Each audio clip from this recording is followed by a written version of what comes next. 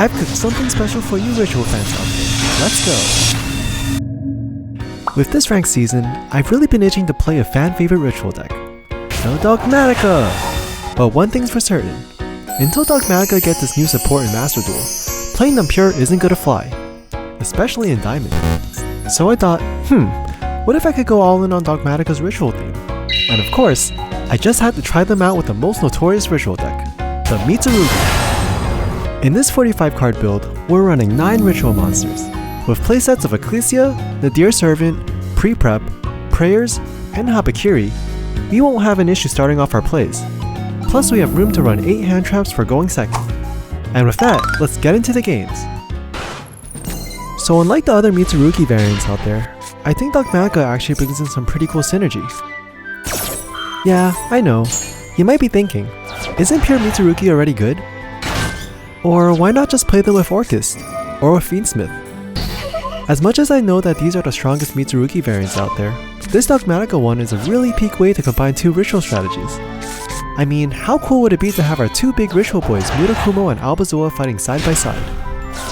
But of course, I know that I can't just shove 2 archetypes together and be like, this will be fine. So, over the last week or 2, I took quite a bit of time playtesting to figure out what works and what ratios need to be adjusted. And soon enough, I eventually found out that this deck was good enough to get me all the way to Master Rank.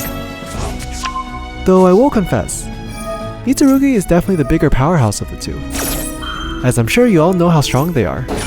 And because of this, Dogmatika plays more of a supporting role.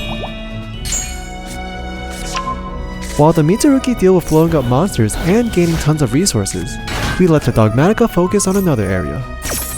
With our extra deck toolkit, the Dogmatika lets us deal with cards in the back row, which Mitsurugi sometimes struggles with. But that's not all. The Dogmatika also lets us rip out our opponent's extra deck to starve their resources. And you'd be surprised how much this can mess with your opponent. Overall in these duels, I try to capture the ones where both archetypes get to really shine. Plus it's super satisfying to see so many ritual monsters on our field.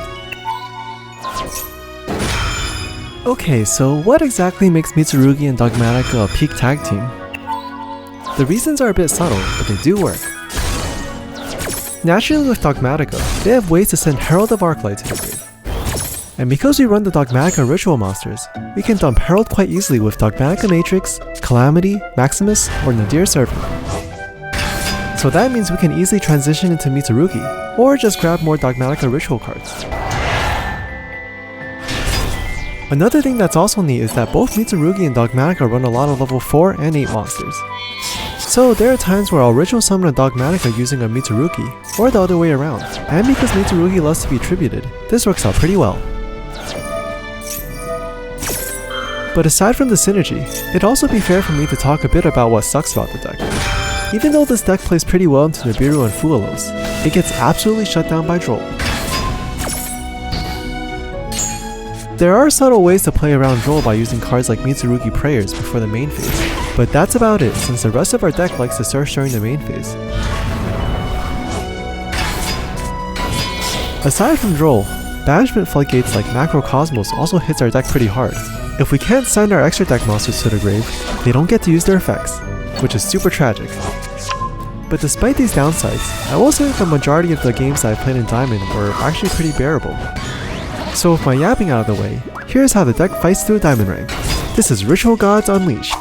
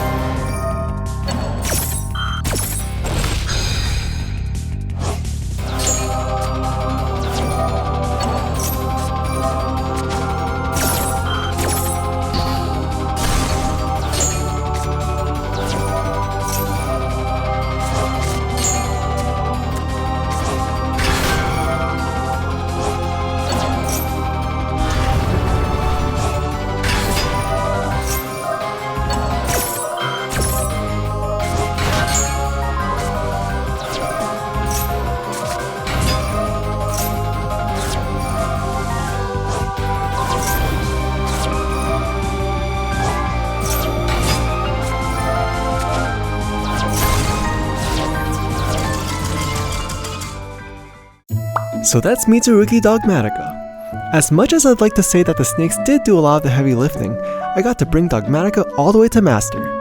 And honestly, that's a win in my book because I got to climb with one of my favorite pet decks.